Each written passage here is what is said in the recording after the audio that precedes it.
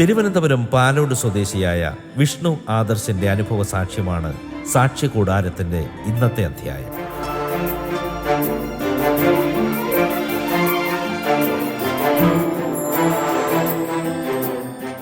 അക്രൈസ്തവ പാരമ്പര്യത്തിൽ ജനിച്ച ആദർശിന്റെ കുട്ടിക്കാലത്ത് നേരിട്ട പ്രതിസന്ധികൾ പലതായിരുന്നു.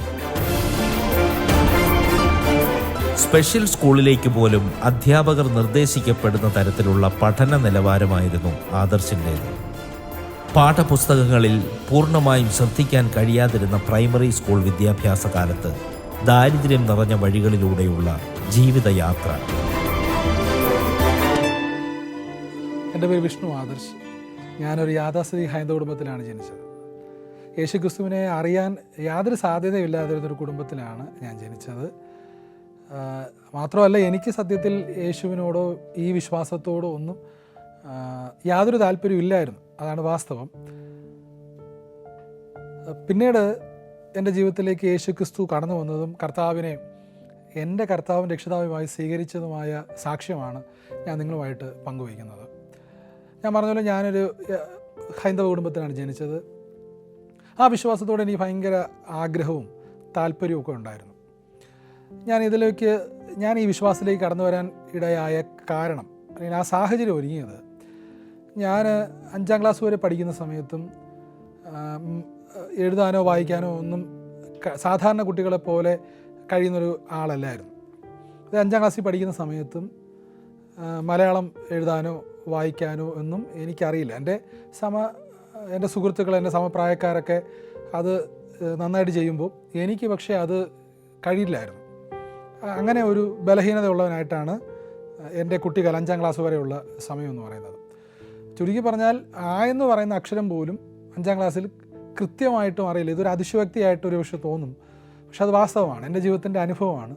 എനിക്ക് അറിയില്ലായിരുന്നു. പലപ്പോഴും എഴുതി വരുമ്പോഴത്തേക്കും ഈ അക്ഷരം ഇതെങ്ങനെ പൂർത്തീകരിക്കണം എന്ന സംശയമൊക്കെ ഉണ്ടാകുന്ന തരത്തിൽ എനിക്ക് ഈ കാര്യങ്ങളെക്കുറിച്ചൊരു ധാരണയില്ലാത്തവനായിരുന്നു 5ാം ക്ലാസ് വരെ.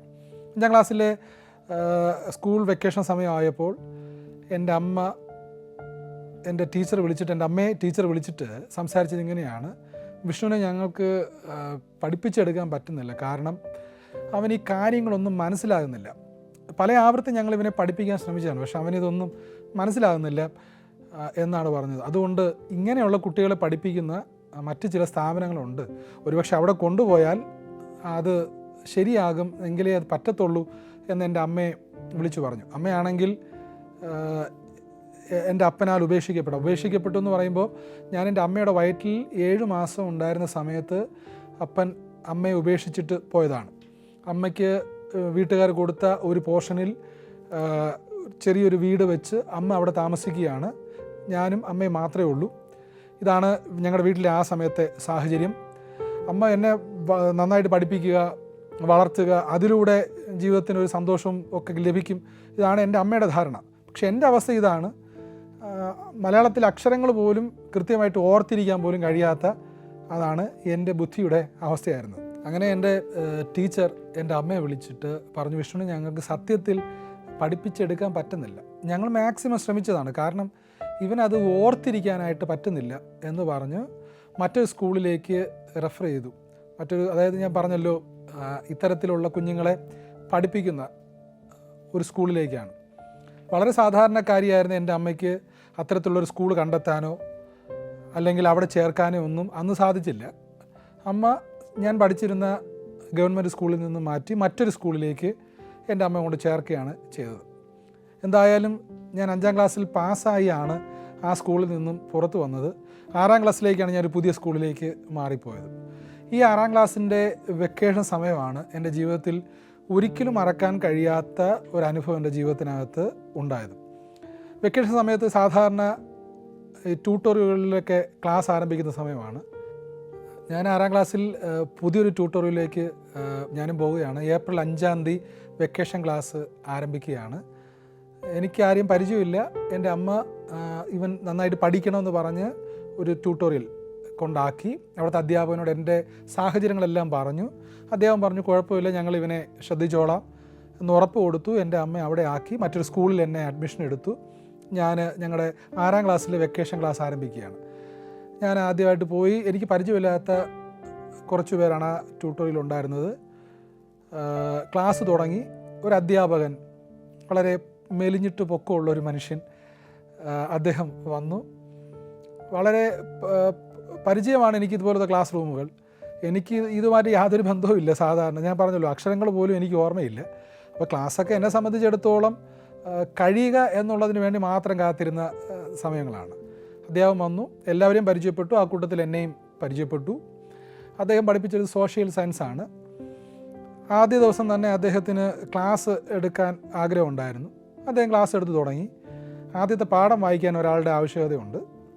അന്ന് എന്നെയാണ് എന്ത് ചെയ്തത്, ആദ്യമായിട്ട് അദ്ദേഹം എന്നെ കാണുകയല്ലേ, അതുകൊണ്ടായിരിക്കാം അദ്ദേഹം എന്നെയാണ് ഈ ആദ്യത്തെ പാഠം വായിക്കാൻ വിളിച്ചത്.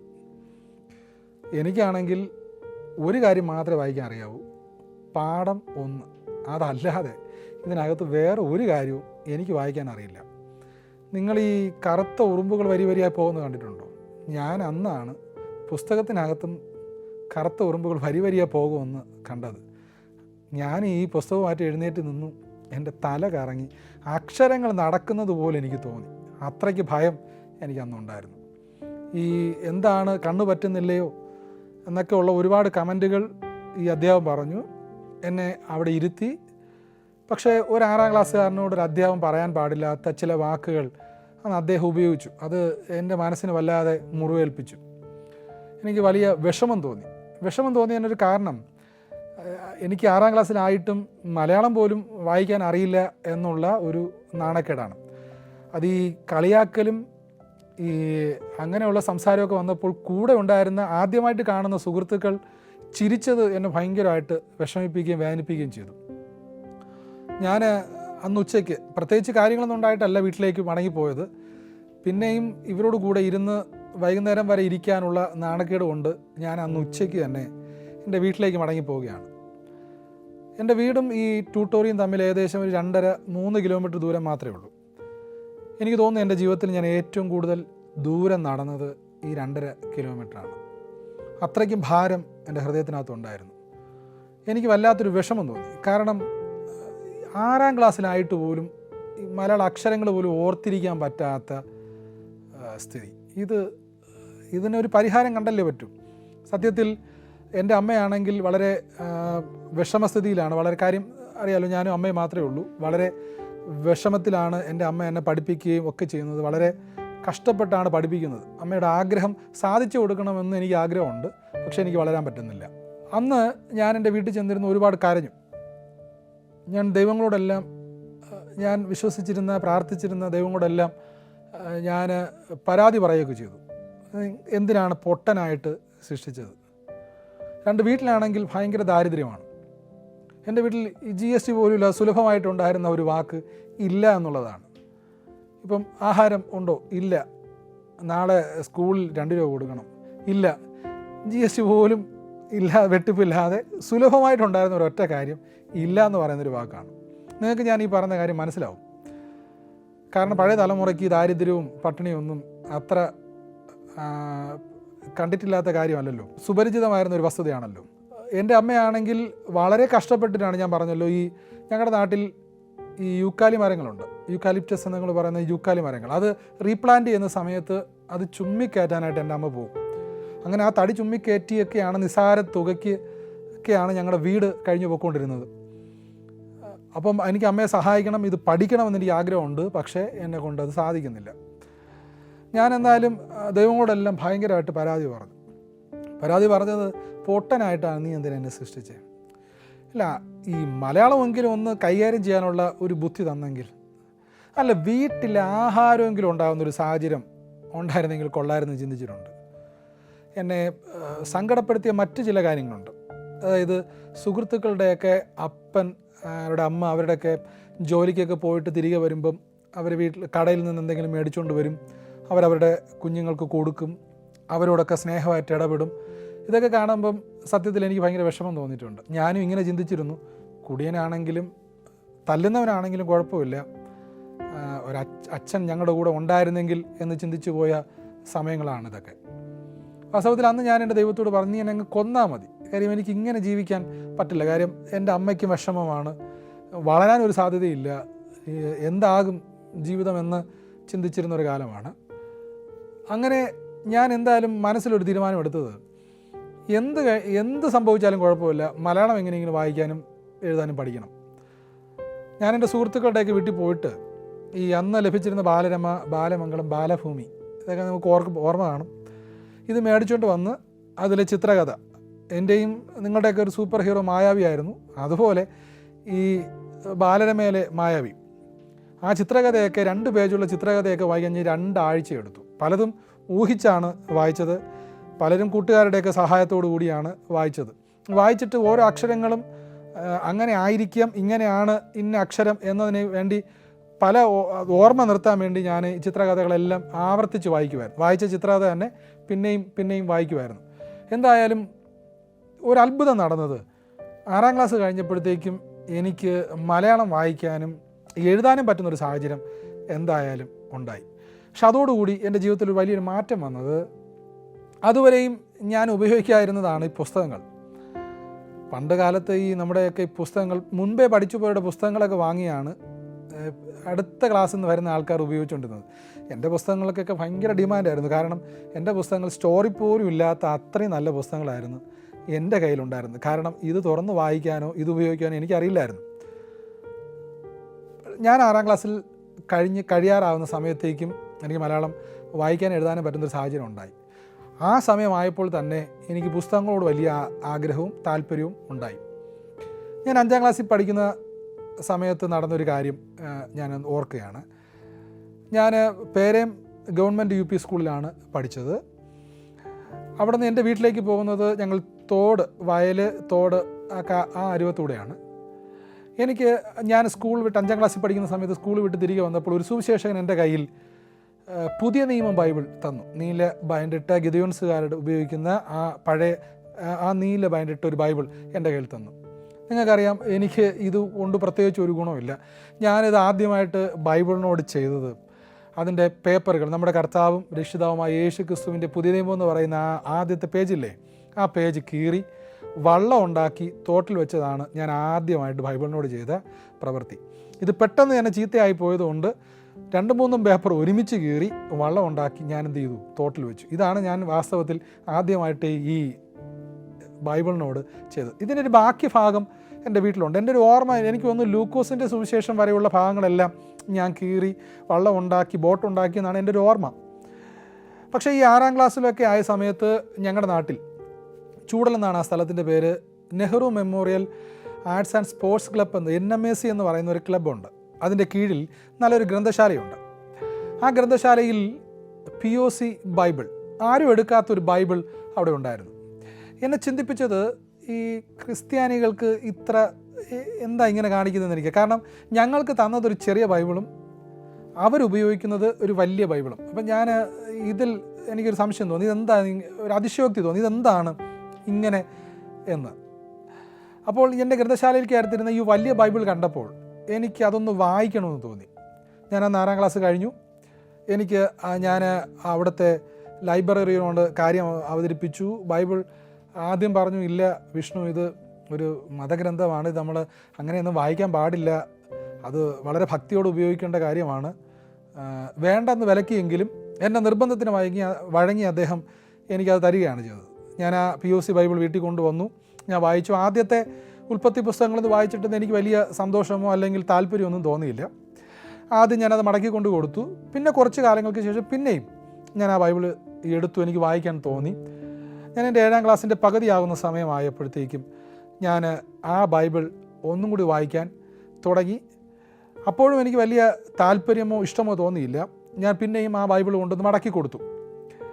അങ്ങനെ ഇരിക്കുമ്പോഴത്തേക്കാണ് ഞാൻ പല ആവർത്തി കീറുകയും ബോട്ടുണ്ടാക്കി ശേഷിപ്പിച്ചിരുന്ന ഭാഗം, എൻ്റെ ഓർമ്മ ലൂക്കോസിൻ്റെ സുവിശേഷം വരെയുള്ള ഭാഗങ്ങളിൽ ഞാനത് ചെയ്ത് കഴിഞ്ഞു.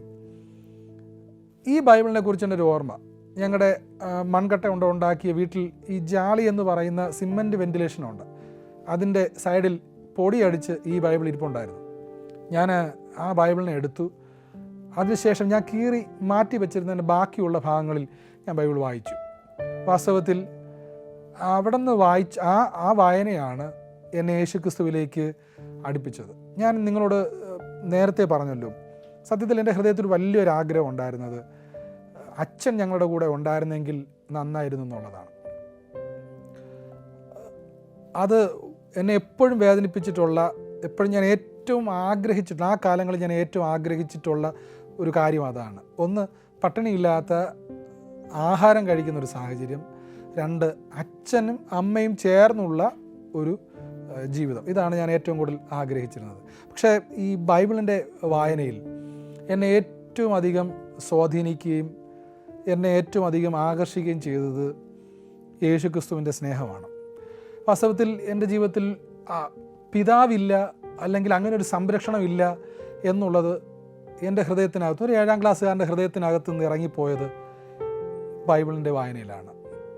ഞാൻ ഓരോ ദിവസവും വായിക്കും തോറും യേശുക്രിസ്തുവിനെ എനിക്ക് കൂടുതൽ അടുത്തുകൊണ്ടിരിക്കുകയായിരുന്നു. ഞാൻ പറഞ്ഞല്ലോ, ഞാനതിൽ എൻ്റെ വിശ്വാസത്തിൽ വളരെ താല്പര്യമുള്ളായിരുന്നു. എനിക്ക് ക്രിസ്തീയ വിശ്വാസത്തോട് യാതൊരു താല്പര്യവുമില്ല.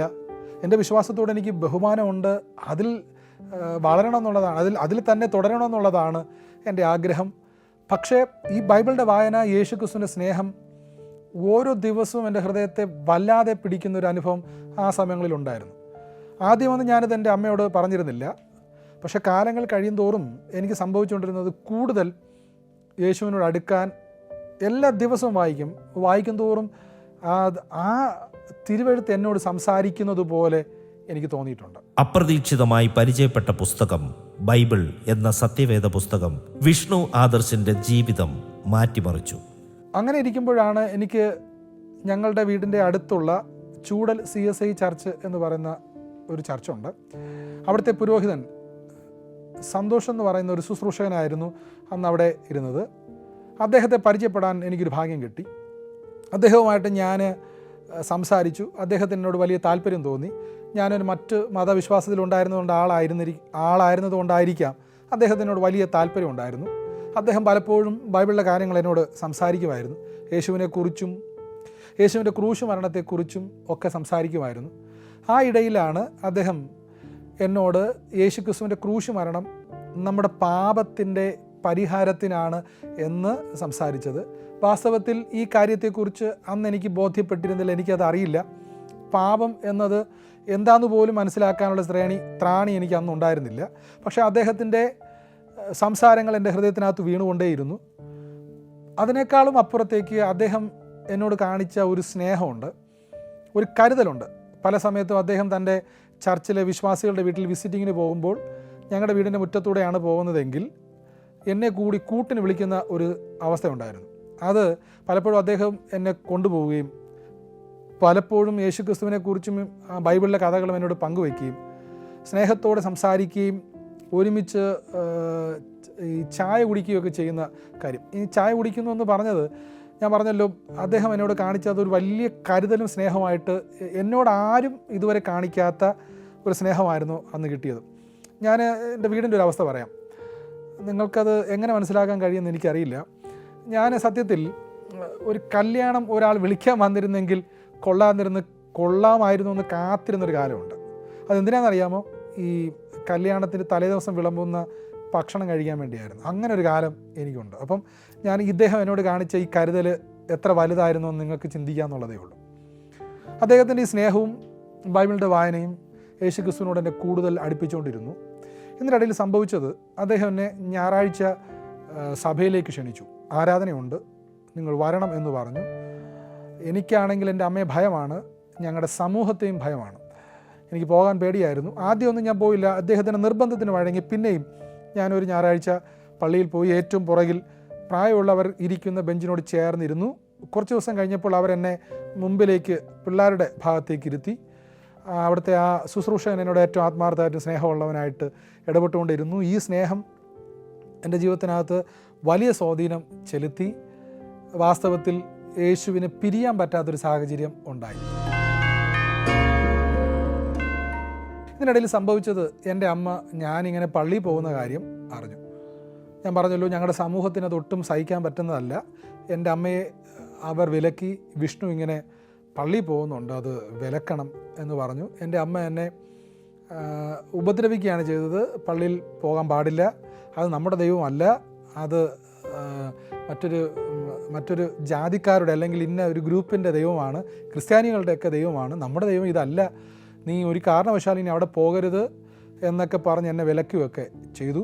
പക്ഷേ യേശുവിൻ്റെ സ്നേഹം എന്നെ ആകർഷിച്ചുകൊണ്ടേ ഇരുന്നു. പിന്നീട് അമ്മ ആദ്യത്തെ വിലക്കുകൾ കഴിഞ്ഞു, പിന്നെ അമ്മ എന്നെ ഉപദ്രവിക്കാൻ തുടങ്ങി. ശാരീരികമായിട്ട് ഞാൻ പള്ളിയിൽ പോയിട്ട് വന്നപ്പോൾ എന്നെ ഉപദ്രവിച്ചു. ഇനി പോകാൻ പാടില്ലെന്ന് നിർബന്ധമായി പറഞ്ഞു. അങ്ങനെ അമ്മ ഉപദ്രവിക്കും തോറും എനിക്ക് പള്ളിയിൽ പോകാതിരിക്കാൻ പറ്റാത്ത സാഹചര്യമാണ് ഉണ്ടായിക്കൊണ്ടിരുന്നത്. വാസ്തവത്തിൽ അപ്പോഴേക്കും എനിക്ക് യേശു ക്രിസ്തുവിനോടുള്ള സ്നേഹം വർദ്ധിച്ചിരുന്നു. ബൈബിൾ വായിക്കാൻ കഴിയാത്തൊരു സാഹചര്യം ഉണ്ടായിക്കഴിഞ്ഞു. 8ാം ക്ലാസ്സിൻ്റെയൊക്കെ പകുതി ആയപ്പോഴത്തേക്കും പൂർണ്ണമായിട്ടും ഞാനൊരു ക്രിസ്തു ഭക്തനായി മാറിക്കഴിഞ്ഞു. അമ്മയ്ക്ക് മനസ്സിലായി ഇവനെ ഇനി തിരിച്ചു വരുത്താൻ പറ്റില്ല. അപ്പോൾ ഒരു ദിവസം രാത്രിയിൽ ഞാനും അമ്മയും മാത്രമേ ഉള്ളൂ.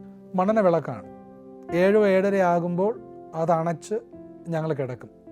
ഞങ്ങളുടെ വീട്ടിൻ്റെ പരിസ്ഥിതിയൊക്കെ വളരെ രസകരമാണ്.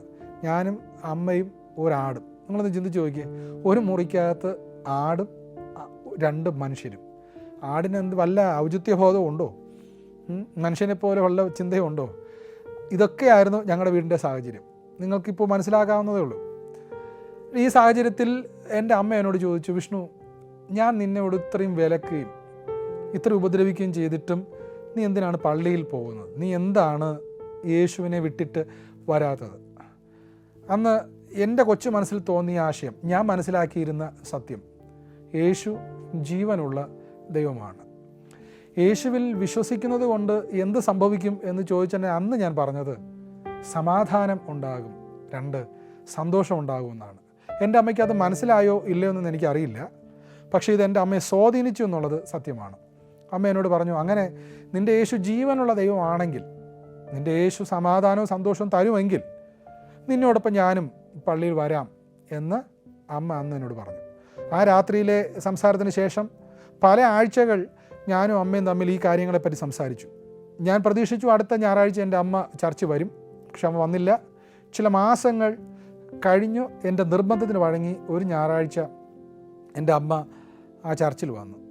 അന്ന് ആ ചർച്ചിൽ ആരാധന നടന്നുകൊണ്ടിരിക്കുന്ന സമയത്ത് എൻ്റെ അമ്മയ്ക്ക് യേശുക്രിസ്തുവുമായി ബന്ധപ്പെട്ട് ഒരിക്കലും വിട്ടുപിരിയാൻ കഴിയാത്ത ഒരനുഭവം ശരീരത്തിലും മനസ്സിലും ഉണ്ടായി എന്നാണ് അമ്മ എന്നോട് അവകാശപ്പെട്ടിട്ടുള്ളത്.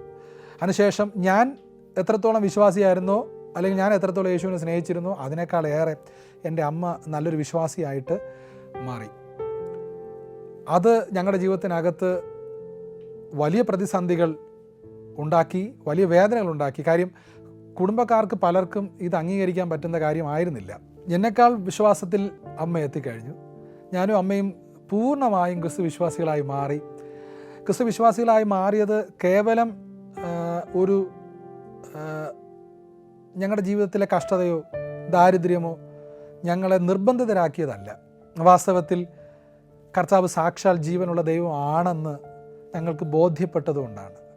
ആ സ്നേഹം ഞങ്ങളുടെ ഹൃദയത്തിൽ അനുഭവിക്കാൻ കഴിഞ്ഞതുകൊണ്ടാണ് ഞാനും അമ്മയും ഈ വിശ്വാസത്തിലേക്ക് വന്നത്. തുടർന്ന് ആ നാളുകൾ ഞങ്ങളുടെ ചർച്ചകളിൽ കേട്ടിരുന്നൊരു വാക്കാണ് മിഷണറി പ്രവർത്തനങ്ങൾ. ഈ വാക്കുകളും ഈ പ്രവർത്തനങ്ങളും കേൾക്കുന്നത് എന്നെ ഒരുപാട് സ്വാധീനിച്ചിരുന്നു. അന്നു മുതൽ ഞാൻ ആഗ്രഹിച്ചിരുന്നത് എൻ്റെ പഠനശേഷവും എനിക്കും ഒരു മിഷണറി ആയിത്തീരണം എന്നുള്ളതാണ്. അന്ന് ഈ കേട്ടുകൊണ്ടിരുന്നത് സത്യത്തിൽ ഇതെന്താണ് ഒരു മിഷണറിയുടെ പ്രവർത്തനം എന്താണ്, മിഷണറിയുടെ ജീവിതം എന്താണ്, അവരെന്തൊക്കെ കഷ്ടതയാണ് അനുഭവിക്കുന്നത്, അവരെന്താണ് ചെയ്യുന്നതെന്നും എനിക്കറിയില്ലായിരുന്നു. പക്ഷേ ഞാൻ അന്ന് എൻ്റെ കൊച്ചു ഹൃദയത്തിൽ യേശുക്രിസ്തുവിന് വേണ്ടി ജീവിക്കണം, ഒരു മിഷണറി ആകണമെന്നുള്ളത് ഒരു തീരുമാനമെടുത്തു. ആ തീരുമാനത്തിന് അന്നുണ്ടായിരുന്ന ശുശ്രൂഷകരെല്ലാം എന്നെ സഹായിച്ചു. തുടർന്ന് എൻ്റെ വിദ്യാഭ്യാസാനന്തരം തിരുവല്ലയിലുള്ള നവജീവോദയം എന്ന് പറയുന്ന ബൈബിൾ സെമിനാരിയിൽ പഠിക്കാൻ എനിക്കൊരു അവസരം ലഭിച്ചു. തുടർന്ന് ആ പഠനാനന്തരം ഞാൻ ഇന്ന് ഒരു സജീവ മിഷണറി പ്രവർത്തകനായിട്ട് തുടർന്ന് പോയിക്കൊണ്ടിരിക്കുകയാണ്. ഇന്ന് എനിക്കൊരു ഭാര്യ, 2 കുട്ടികൾ. ഞങ്ങളുടെ കുടുംബം ഇന്ന് സുവിശേഷ പ്രവർത്തനത്തിൽ സജീവമായി പ്രവർത്തിക്കുന്നു. എൻ്റെ ഭാര്യയും ഇതുപോലെ ഒരു ഹൈന്ദവ കുടുംബത്തിൽ നിന്ന് കർത്താവിനെ കണ്ടെത്തി വന്നതാണ്. ഞങ്ങൾ ഇന്ന് ഏറ്റവും സന്തോഷവും സമാധാനവും ക്രിസ്തുവിൽ അനുഭവിക്കുകയും പ്രത്യാശയുള്ളൊരു ജീവിതം ഉണ്ട് എന്ന് ഞങ്ങൾ മനസ്സിലാക്കുകയും മറ്റുള്ളവരെ അത് ഗ്രഹിപ്പിക്കാൻ ക്രിസ്തുവിൽ ശ്രമിക്കുകയും ആഗ്രഹിക്കുകയും ചെയ്യുന്നു. ഞങ്ങളുടെ തലമുറയും ഈ വിശ്വാസത്തിന് അധീനരായിക്കൊണ്ട് അവരും സന്തോഷത്തോടെ പ്രത്യാശയിൽ ജീവിക്കുകയാണ്. യേശുക്രിസ്തുവിലുള്ള വിശ്വാസത്താൽ വിഷ്ണുവിന് ആർജിച്ചെടുക്കാൻ കഴിഞ്ഞത് ആഴമേറിയ സമാധാനവും സന്തോഷവുമാണ്.